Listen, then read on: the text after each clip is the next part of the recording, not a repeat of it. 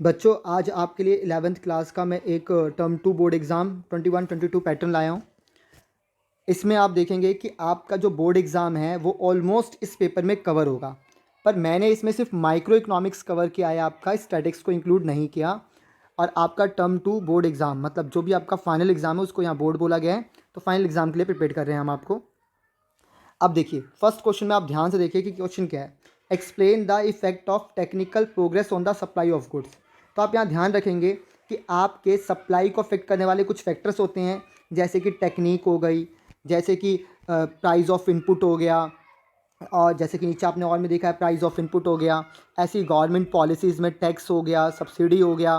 तो आपकी सप्लाई को जो भी इफेक्ट करता है उसके साथ सप्लाई का कैसा रिलेशन है। जैसे कि इसमें टेक्निक की बात कर रहे हैं हम लोग, तो आप बताओ, अगर टेक्निक इम्प्रूव होगी तो आपका कॉस्ट कम होगा, कॉस्ट कम होगा तो आपका प्रॉफिट मार्जिन बढ़ेगा, और प्रॉफिट मार्जिन बढ़ेगा तो आपकी सप्लाई बढ़ जाएगी। तो देखो, इफेक्ट ऑफ टेक्निकल प्रोग्रेस, अगर टेक्निकल प्रोग्रेस होगा, इंप्रूवमेंट होगी कुछ टेक्निक में, तो आपकी सप्लाई भी इंक्रीज़ होगी, और इसका इफेक्ट ये होगा कि आपका सप्लाई का राइटवर्ड शिफ्ट हो जाएगा। तो अभी मैं सिर्फ आपको इस वाले वीडियो में क्वेश्चंस बता रहा हूँ, फिर आपको अगर इसके आंसर्स की नीड है या आंसर कैसे ड्राफ्ट करना है इस तरह की कोई नीड है, तो आप मुझे कमेंट करना चैट बॉक्स में। तो मैं आपको इस दूसरी वीडियो में इनके आंसर्स भी प्रोवाइड करूँगा और बताऊँगा कि इसके आंसर्स कैसे बनाए जाते हैं और इसके आंसर हम कैसे बना सकते हैं। सिंपल, सारा फॉर्मेट सेम होगा, बस एक छोटी सी बात चेंज होगी, डायरेक्ट रिलेशन है या इन्वर्स रिलेशन है। अगर आप बात करें टेक्निकल प्रोग्रेस की, तो सप्लाई के साथ डायरेक्ट रिलेशन है, और इफेक्ट ये होगा कि आपका सप्लाई का इंक्रीज़ हो जाएगा, और सप्लाई कब इंक्रीज़ होने से राइटवर्ड शिफ्ट होगा सप्लाई का। इसी तरीके से प्राइस ऑफ इनपुट, अगर प्राइस ऑफ इनपुट इंक्रीज़ होंगे तो इसका मतलब कॉस्ट बढ़ेगी, रॉ मटेरियल के प्राइस बढ़ गए हैं, तो कॉस्ट बढ़ने से आपका प्रॉफिट कम हो जाएगा, तो आपकी सप्लाई भी कम हो जाएगी, और सप्लाई कम होगी तो लेफ्टवर्ड शिफ्ट होगा। तो देखो, इफेक्ट बताना है आपने, तो सप्लाई पर इफेक्ट बताना है, तो शिफ्ट वाली बात मैं एडिशनल बोल रहा हूँ, बस आप इसमें ये बताओ कि सप्लाई इंक्रीज़ होगी या सप्लाई डिक्रीज़ होगी। तो जिसके साथ डायरेक्ट रिलेशन है उसके अच्छे होने से, इंक्रीज़ होने से सप्लाई भी इंक्रीज़ होगी। जिसके साथ इन्वर्स रिलेशन है उसके साथ इन्वर्स रिलेशन है, तो इसका मतलब अगर फैक्टर इंक्रीज़ होता है तो सप्लाई डिक्रीज़ होगी। तो ये फर्स्ट क्वेश्चन है। इस क्वेश्चन में ध्यान रखना, हमारे पास जो बदल कर आने वाले टर्म है वो ये हैं। टेक्निकल प्रोग्रेस हो सकता है, प्राइस ऑफ इनपुट हो सकता है, गवर्नमेंट सब्सिडरी हो सकती है, गवर्नमेंट टैक्स हो सकता है, प्राइस ऑफ रिलेटेड गुड्स हो सकते हैं, कोई भी एक फैक्टर आ सकता है। तो इसमें इसकी प्रिपरेशन करेंगे तो आपका एक क्वेश्चन यहाँ से 101% आएगा। इसकी जिम्मेदारी मैं लेता हूँ कि इस पेपर के बाहर कुछ भी नहीं आने वाला है। तो 101% आपके पूरे 40 आउट ऑफ 40 मार्क्स आ जाएंगे माइक्रो में, अगर जैसे कि इसके अंदर हमने लिखा है। और बाकी आपके बोर्ड एग्जाम में जितने मार्क्स की भी माइक्रो वो पूरा कवर कर सकते हैं आप इससे। सेकंड क्वेश्चन हम देखते हैं। सेकंड क्वेश्चन है आपका, कंप्लीट द फॉलोइंग टेबल। देखो, इस टेबल में मैंने रेवेन्यू रखा है और कॉस्ट रखा है, पर इसमें प्रोडक्ट भी आ सकता है। अगर ऐसा हुआ प्रोडक्ट आया तो आपका ज़्यादा कोई चेंज नहीं है। AR की जगह, एवरेज रेवेन्यू की जगह एवरेज प्रोडक्ट हो जाएगा, मार्जिनल रेवेन्यू की जगह मार्जिनल प्रोडक्ट हो जाएगा, और टोटल रेवेन्यू की जगह टोटल प्रोडक्ट हो जाएगा। तो अगर इस तरह की मिसिंग टेबल आती है तो आपको ये फिल करना आना चाहिए। इसमें भी कोई प्रॉब्लम नहीं है, आसान है। इसमें होता क्या है कि मार्जिनल, टोटल और एवरेज के बीच एक रिलेशन होता है, वो रिलेशन आपको पता होना चाहिए। और मुश्किल ये इसलिए भी नहीं है क्योंकि देखिए, अगर हम किसी भी चीज़ का एवरेज निकालते हैं, मान लेते हैं यहाँ एवरेज रेवेन्यू की बात हो रही है, तो अगर आप एवरेज निकालेंगे तो एवरेज फाइंड करने के लिए आपको क्या करना होगा, टोटल रेवेन्यू अपॉन में क्वांटिटी, तो एवरेज आ जाएगा टोटल अपॉन में क्वांटिटी। तो आप यहाँ देखो टोटल कहाँ है, तो टोटल सेकंड नंबर पे है 26, तो 26 को 2 से डिवाइड करोगे तो आपका एवरेज रेवेन्यू आ जाएगा 13 आ गया। इसी तरीके से अगर आप एवरेज से टोटल निकालना चाहते हैं तो आप ध्यान रखिए कि जो क्वांटिटी इधर है वो इधर आकर क्या होगी, तो AR एवरेज रेवेन्यू जैसे ही क्वांटिटी से मल्टीपल होगा तो आपका टोटल रेवेन्यू आ जाएगा। अब टोटल रेवेन्यू आएगा तो टोटल रेवेन्यू निकालते हैं 11 इंटू 3, तो यहाँ देखिए टोटल रेवेन्यू आ गया 33। अब मार्जिनल है तो देखो किस तरीके से रिलेट करता है, एवरेज कैसे टोटल से निकला और टोटल कैसे एवरेज से निकला, हमने दोनों बात सीखी। अब है मार्जिनल, तो होता क्या है कि मार्जिनल जो है वो टोटल निकालने के काम आता है। मार्जिनल का समीशन टोटल होता है, जैसे आप यहाँ चेक कर सकते हैं कि अगर ये 26 है, ये 33, और 33 में मैं अगर 3 ऐड कर दूंगा तो हो जाएगा 36। तो टोटल निकालने के लिए मैंने मार्जिनल को ऐड कर दिया बस। अच्छा, और अब हम बात करते हैं मार्जिनल कैसे निकालेंगे टोटल से। तो अगर आपने मार्जिनल निकालना है तो आप क्या करेंगे, टोटल का चेंज लेंगे, टोटल का चेंज और क्वांटिटी का चेंज। अब देखिए कितने का चेंज है इनके बीच, 26 से 33 के बीच कितने का चेंज है, तो आपको पता चलेगा 7 का, तो हम यहाँ 7 लिख देंगे। इसी तरीके से अब हमारा ऑलमोस्ट सारा टेबल कंप्लीट हो गया है। अब हम देखेंगे कि पहली यूनिट को बनाने में मार्जिनल रेवेन्यू 15 है, तो देखो पहली यूनिट पे AR MR TR सब बराबर होते हैं, तो ये भी 15 और ये भी 15। अब देखो कितना आसान है, 15 और 26 में कितने का डिफरेंस है, 11, तो ये आ गया 11। तो अब देखोगे तो मार्जिनल को ऐड करो, 15 और 11 26 प्लस 7 33 प्लस 3 36, मार्जिनल को जोड़ोगे टोटल आता जाएगा, टोटल का डिफरेंस मार्जिनल होगा और मार्जिनल टोटल आ जाएगा तो कोई दिक्कत ही नहीं है। टोटल से एवरेज निकालना बड़ा आसान है, डिवाइड करना है बस, जैसे लास्ट में 36 डिवाइड बाई 4 तो आपका 9 आ जाएगा। तो इस तरीके से मैंने यहाँ रेवेन्यू समझाया, पर आप देखिए तो कोई भी डिफरेंस नहीं है। इसने क्या किया, रेवेन्यू की जगह एवरेज रेवेन्यू की जगह एवरेज वेरिएबल कॉस्ट बोल दिया, मार्जिनल रेवेन्यू की जगह मार्जिनल कॉस्ट बोल दिया, टोटल रेवेन्यू की जगह टोटल वेरिएबल कॉस्ट। तो आप भी इसमें बस आर हटाकर कॉस्ट कॉस्ट CC यूज़ करेंगे तो आपका भी टॉपिक सेम होगा। आप इसकी खुद भी प्रैक्टिस करेंगे पहले, और उसके बाद अगर आपको नहीं आएगा तो बताना। अब इसमें भी मैंने क्या कहा था, पहली यूनिट पे सारी एवरेज टोटल मार्जिनल सेम है, तो ये देखो ये भी 12, ये भी 12 और ये भी। अब मैंने बताया था टोटल डिवाइड बाय आउटपुट, देखो 1 और 3 के बीच जो कंप्लीट आउटपुट है वो 2 है, 20 इंटू 2, 20 डिवाइड बाई 2 तो आ जाएगा 10, तो आपका एवरेज हो गया 10। मार्जिनल के लिए डिफरेंस लेंगे, डिफरेंस होगा 8 का।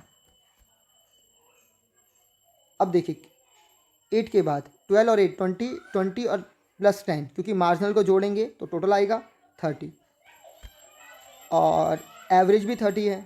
तो अब आप मुझे एक बात बताइए, एवरेज टोटल और क्वांटिटी, तो एवरेज टोटल और क्वांटिटी ये रहा फॉर्मूला, आप इस पर अप्लाई कर सकते हैं। एवरेज हमारे को गिवन है 10, मैंने पहले ही बोला रेवेन्यू की जगह कॉस्ट लिखना है बस, टोटल है 30। अब आपको क्वांटिटी फाइंड करनी है, तो बड़े आराम से आप क्वांटिटी फाइंड कर सकते हैं। क्वांटिटी इधर आएगा और 30 डिवाइड बाई 3 10 हो जाएगा, और सॉरी क्वांटिटी और ये हमारा है एवरेज, तो 3 हो जाएगा, तो 3 आ गई क्वांटिटी। इसी तरीके से आप फाइंड कर सकते हैं। चलिए, तो ये आपके लिए क्वेश्चन बनाया गया था। 1 2 3 सारी वैल्यूज़ ऐड कर दी हमने, और नेक्स्ट 40 है, तो अगेन दोनों में कितने का डिफरेंस होगा, 10 का, 10 का डिफरेंस है। एडिशनल गुड्स है तो 3 और 1 4 डिवाइड बाय 10। तो इस तरीके से हमने इस पूरे टॉपिक को कंप्लीट कर लिया। तो देखिए 101% आपका पहला क्वेश्चन होगा, मतलब नंबरिंग चेंज हो सकती है पर टॉपिक क्या करना है, तो सप्लाई को अफेक्ट करने वाले फैक्टर्स ढूंढो। यहाँ फिर आपने क्या करना है, आपने इस तरह का एक टेबल कंप्लीट करना है, और आप चाहो तो ये अपने टीचर से ये क्वेश्चन लिखकर पूछ सकते हो कि सर ये क्वेश्चन आएंगे या नहीं, तो देखना आपके टीचर ने इन्हीं क्वेश्चनों में से आपका माइक्रो का पेपर बनाया होगा। नेक्स्ट थर्ड क्वेश्चन में मैंने आपको एक क्वेश्चन फिर से दिया है, इसमें भी इफेक्ट पूछा है, increase in income of a buyer of a normal commodity on its equilibrium price. तो ये मार्केट से लिया गया क्वेश्चन है, एक तरीके से मार्केट का बहुत ही क्वालिटी क्वेश्चन माना जाता है ये। इसमें करना क्या होता है, आपने जैसे कि हम लोग बात कर रहे हैं एक्स और वाई 0। अब देखिए आपका मार्केट इक्विलिब्रियम प्राइस कैसे निकलता है, तो डिमांड और सप्लाई के इंटरसेक्शन से निकलता है, सप्लाई और डिमांड के इंटरसेक्शन से। तो ये डी डिमांड कर्व है, एस सप्लाई कर्व है, ये आपका इक्विलिब्रियम क्वांटिटी इक्विलिब्रियम प्राइस। अब वो कह रहा है कि effect of increase in income of buyer. अगर आप बात को ध्यान से समझेंगे तो वो कह रहा है कि बायर्स की इनकम बढ़ गई है। अब आप मुझे बताओ इनकम बढ़ने से क्या चेंज होगा, डिमांड या सप्लाई, तो 101% आपका आंसर होगा डिमांड चेंज होगा। और अगर डिमांड चेंज होगा तो देखो इक्विलिब्रियम प्राइस पे क्या इफेक्ट पड़ेगा, तो इक्विलिब्रियम प्राइस बढ़ जाएगा। तो वही आपसे पूछ रहा है कि क्या इफेक्ट पड़ेगा और इक्विलिब्रियम प्राइस पर क्या इफेक्ट पड़ेगा, तो इक्विलिब्रियम प्राइस इंक्रीज़ होगा। तो इसके लिए आपको मार्केट की नॉलेज होनी चाहिए डिमांड सप्लाई के इफेक्ट्स देखने के लिए। तो ध्यान रखना ये पेपर उसके लिए जिसकी प्रिपरेशन पूरी हो चुकी है और उसे बस प्रैक्टिस करनी है आप। इसी तरीके से हम लोग बात कर रहे हैं फोर्थ क्वेश्चन की। फोर्थ क्वेश्चन जो आपका बनाया गया है वो मार्केट का फीचर है, जैसे कि परफेक्ट कॉम्पिटिशन मार्केट आ रहा है बस आपके एग्जाम में, तो उसका एक फीचर है फ्री एंट्री फ्री एग्जिट। इसका इम्पैक्ट क्या पड़ेगा, तो इसका भी इम्पैक्ट बहुत ही नॉर्मल है। मार्केट में फ्री एंट्री है, फ्री एग्जिट है। फ्री एंट्री का मतलब जब एबनॉर्मल प्रॉफिट है, अच्छा प्रॉफिट है बिजनेस में, तो सप्लायर्स आ सकते हैं और लॉस के केस में सप्लायर छोड़कर जा सकते हैं बिजनेस को। तो जब अच्छा प्रॉफिट होता है तो ज़्यादा सप्लायर आते हैं, सप्लाई बढ़ने से सरप्लस होता है, प्राइस गिरने लगते हैं, प्राइस गिरने से प्रॉफिट गायब हो जाता है, और प्रॉफिट गायब होने से फिर सप्लायर फिर से एग्जिट कर जाते हैं। तो इस तरीके से इसका इम्प्लीकेशन बनता है कि लॉन्ग रन में मार्केट में सिर्फ और सिर्फ नॉर्मल प्रॉफिट ही होगा। तो अगर आप इसके इम्प्लीकेशन का आंसर ढूंढ रहे हैं तो इसमें होगा नॉर्मल प्रॉफिट। बाकी आप लोगों ने इसकी ड्राफ्टिंग अगर बनाओगे, देखोगे, तो पता चलेगा कि ड्राफ्टिंग में हम पूरे प्रोसेस को बहुत अच्छे से समझते और लिखते हैं। इसी तरीके से अगला है परफेक्ट नॉलेज अबाउट मार्केट। तो परफेक्ट कंपटीशन मार्केट में जो प्रोडक्ट बेचा जाता है उसकी एकदम एग्जैक्ट नॉलेज होती है। जितना प्रोड्यूसर जानता है उतना ही कंज्यूमर जानता है, इसलिए प्रोड्यूसर अपने कस्टमर से कोई भी एक्स्ट्रा चार्ज नहीं ले सकता, और एक्स्ट्रा चार्ज नहीं ले सकता है इसलिए हम बोलते हैं कि हमारे कंज्यूमर को परफेक्ट नॉलेज है। इसलिए इस मार्केट में जो प्राइस है आपका वो सबके लिए सेम बना रहता है, क्योंकि प्रोडक्ट किसी से एडिशनल चार्ज कर ही नहीं सकता। तो इसी तरीके से फिर से मार्केट का एक फीचर है, क्योंकि बहुत इंपॉर्टेंट है, फीचर्स इसमें आएंगे ही, कि why is firm under perfect competition a price taker. तो एक फीचर है कि परफेक्ट कंपटीशन का कि प्राइस टेकर होता है। जैसे कि आपने मार्केट में सुना होगा कि सेलर या प्रोड्यूसर प्राइस मेक करते हैं, पर इस मार्केट में वो प्राइस मेक नहीं करते, प्राइस टेक करते हैं। तो एक फर्म जो है वो बहुत ही छोटा यूनिट होता है इंडस्ट्री का, और बहुत सारे फीचर्स है जैसे परफेक्ट नॉलेज है, और जिसके बाद market large number of seller buyers हैं, जिस वजह से वो डिमांड सप्लाई को इम्पेक्ट नहीं कर पाते और मार्केट में जो भी प्राइस मिलता है उसे टेक कर लेते हैं। बेसिकली परफेक्ट कंपटीशन मार्केट के बारे में जिसको नॉलेज है वो समझता है कि कैसे फर्म प्राइस ट्रेकर होता है। तो ये 5 क्वेश्चंस हैं जिसमें फीचर्स, मिसिंग वैल्यूज़ की कॉस्ट रेवेन्यू और अफेक्ट मार्केट सप्लाई को अफेक्ट करने वाले फैक्टर्स की बात कर रहे हैं। नेक्स्ट पेज पे जाते हैं हम अपने। इसमें आप देखेंगे फिर से हमने सप्लाई चैप्टर का एक क्वेश्चन लिया, इंक्रीज इन सप्लाई और इंक्रीज इन क्वांटिटी सप्लाई। जो आपकी क्वांटिटी सप्लाई है इसमें जो चेंज होता है वो प्राइस की वजह से होता है, और इंक्रीज इन सप्लाई में अदर फैक्टर में जैसे आपने बैक पेज पे देखा, टेक्निक हो सकता है, गवर्नमेंट की पॉलिसी हो सकती है, सब्सिडरी हो सकता है, जैसे टैक्स सब्सिडरी, टेक्नोलॉजी हो सकती है। तो इस तरीके से फैक्टर्स अदर देन प्राइस के अलावा कोई फैक्टर चेंज करता है। तो increase in supply basically supply curve का राइटवर्ड शिफ्ट होना होता है। सप्लाई कर्व का राइटवर्ड शिफ्ट होना होता है कि सप्लाई कर्व कैसे राइटवर्ड शिफ्ट करता है। इसमें सप्लाई कर्व राइटवर्ड शिफ्ट करता है S1 से S2। और इंक्रीज इन क्वांटिटी सप्लाई के अंदर आपका प्राइस चेंज करता है, जिस वजह से जो भी मूवमेंट होगा वो प्राइस की वजह से होगा। अगर प्राइस इंक्रीज़ हो रहे हैं तो सप्लाई भी इंक्रीज़ होगी। तो अगर आप अपने एग्ज़ाम में जा रहे हैं तो आप इस बात को तय कर लें कि ये क्वेश्चंस आपको आते हैं, और अगर ये क्वेश्चंस आपको आते हैं तो 101% इन्हीं क्वेश्चनों में से सारा एग्ज़ाम बनेगा। नहीं तो वेट एंड वॉच वाली बात है, आपका एग्ज़ाम होता है तो आप आराम से उसको देखिए और फिर विश्वास करिए कि यही क्वेश्चन आएंगे। इसी तरीके से एक इलास्टिसिटी ऑफ सप्लाई पर क्वेश्चन बनाया है। एक्स और वाई 2 गुड्स हैं जिनकी इलास्टिसिटी सेम है, और बताया जा रहा है कि अगर हम supply of X rise from 400 to 500, अगर हम एक्स की सप्लाई को 4 से 500 करेंगे due to 20% rise in its price, तो हमें इलास्टिसिटी पता चल जाएगी। और अगर हमें एक्स की इलास्टिसिटी पता चल जाएगी तो हम उसे वाई पे अप्लाई कर देंगे, तो वाई के अंदर होने वाली क्वांटिटी चेंज भी हमें समझ आ जाएगा। तो जिन बच्चों को मैंने ये चैप्टर्स पढ़ा रखे हैं अच्छे से, या जिन बच्चों ने कहीं भी पढ़े हैं, उनको थोड़ी सी भी नॉलेज है, वो बड़े आराम से इस क्वेश्चन को सॉल्व कर सकते हैं।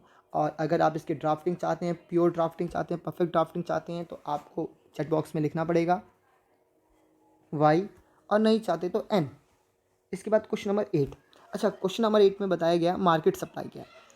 तो वही वाली बात है, वापस से चैप्टर सप्लाई से उठाया गया और सप्लाई को इफेक्ट किया गया गवर्नमेंट के टैक्स से, कि गवर्नमेंट का टैक्स कैसे हमारी सप्लाई को इफेक्ट करता है।